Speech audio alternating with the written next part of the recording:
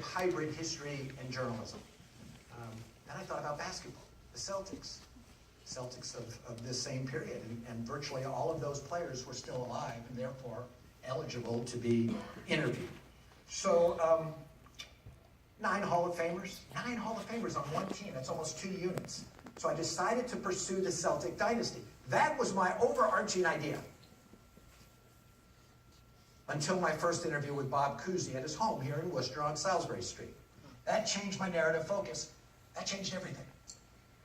Here's what happened. I flew to Boston, drove to Worcester, went to the front door and knocked. The door opens, and there stands an 87-year-old man holding a cane in the right hand extended.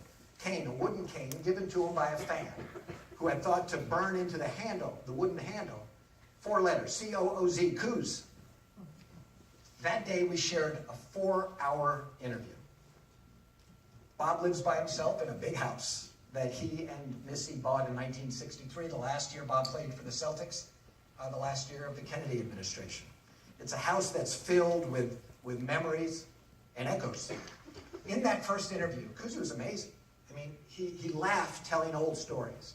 As you saw in the video, he wept in that first interview about his late wife, Missy.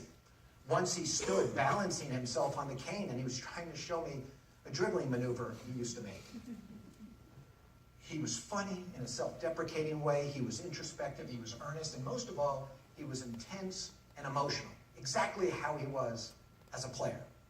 And it quickly became clear to me that Bob Cousy had much on his mind and much in his heart, and that he had no small amount of deep-seated regret about his relationship with Bill Russell. In that same first interview, he said, I guess at this point in life, you get more introspective. What's it all about? What am I doing here? Is there a God out there? He talked about going one day to the big basketball court in the sky. My time, he said, is limited. It was after that amazing first interview, I decided that the story to tell was Cousy's. I understood that the story of that great Celtic dynasty continued to play on. Not on the parquet floor of the vanquished Boston Garden, but in the conscience of the captain. And over the ensuing 2.5 years, I conducted 52 more interviews with Bob Cousy. 53 interviews overall. I've never interviewed someone that many times in my life. My wife said over the last 3 years I've talked to Bob more than I've talked to her. It's not true. One day we were in Bob's living room in Worcester. You know, then a couple months later I was down with him in his condo in South Florida. Oftentimes we talked by phone every few weeks. Sometimes he would drop me a note or a letter in the mail. Other times he would leave messages on my answering machine and I would hear, "Is old number 14 calling?" He'd been thinking about our last conversation. And he said he had more that he wanted to say.